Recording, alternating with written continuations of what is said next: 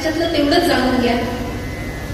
खाऊन खेळून एवढं दमलो की झोप लागली आणि झोपेतून जेव्हा उठलो, जेव्हा मला जाग आली तेव्हा माझं मुंडकं आईच्या मांडीवर होतं.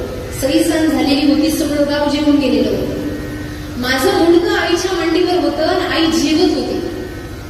आणि आईच्या ताटामध्ये अर्धी बाजरीची भाकरी, एका बाजूला खरडा आणि 7 भाज्यांपैकी एकच भाजी थोडीशी उरलेली वाटीत बाजूला होती. लोणचं होतं आणि आई ते खात होती. दिवसभराची मी एवढे पक्वान्न खाल्ल्यावर आईच्या ताटात मला काहीच दिसत नाही. तेव्हा मी आईला विचारलं, आई तू हे का खातेस, जे सगळ्यासाठी बनवलं ते का खात नाही?